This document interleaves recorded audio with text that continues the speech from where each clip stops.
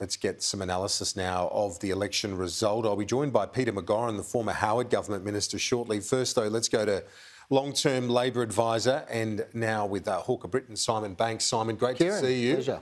A big result for Anthony Albanese at the weekend and a progressive swing, which saw that teal tidal wave. Yeah, correct. I mean, across the board, I mean, effectively, if you want to kind of look at this election in terms of three bands of seats, obviously in those sort of inner metropolitan seats, leafier suburbs of our, particularly our major cities, swings to both the Teals and the Greens, obviously particularly in Brisbane where there weren't any Teal candidates up there.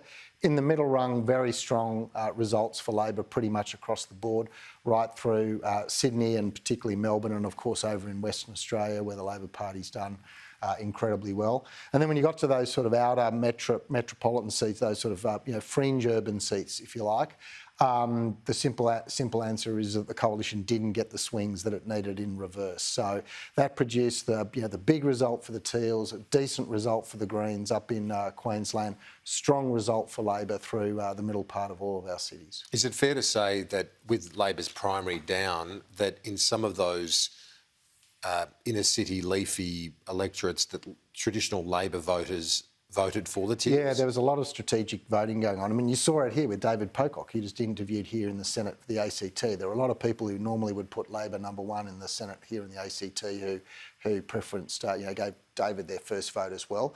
And I think that is true, and particularly in a lot of those suburbs. So it'll be interesting to see, exactly what that sort of effect is. The election review will have a look at that pretty closely. I actually think what you'll find out is that once you take those sorts of factors into account, the Labor primary will be back in positive territory, but not greatly, but probably just inside positive territory.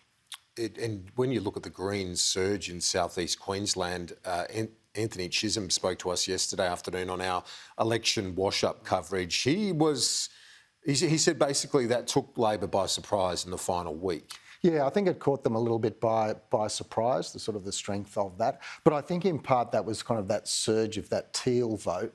They went to go to the ballot box in those seats like Ryan, Griffith, Brisbane, couldn't find a Teal candidate sitting there on the ballot paper, and so they went to the Greens. So the Teals could have won 3 or 4 more, potentially? I think if they'd considered running up in, particularly a seat like Ryan, they would have been in a red-hot chance.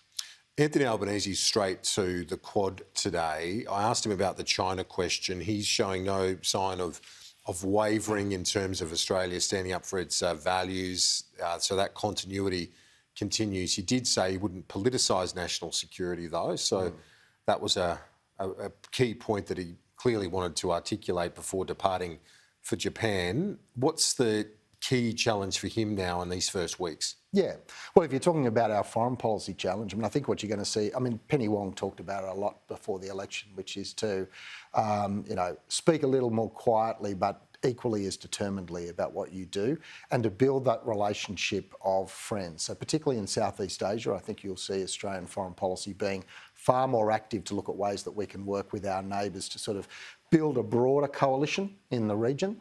And I think if you've already seen from some of the comments coming from Pacific Island leaders, they very much welcome the election of the government, particularly because of what it's going to do on climate change. What was your read on Anthony Albanese's opening victory speech, the need to bring people together, and did he hit the mark with that? Yeah, look, I've thought this for some time. I think there were some opportunities over the last few years where even the other side of politics could have done this. I think Australians are sick of the hyperpartisanship.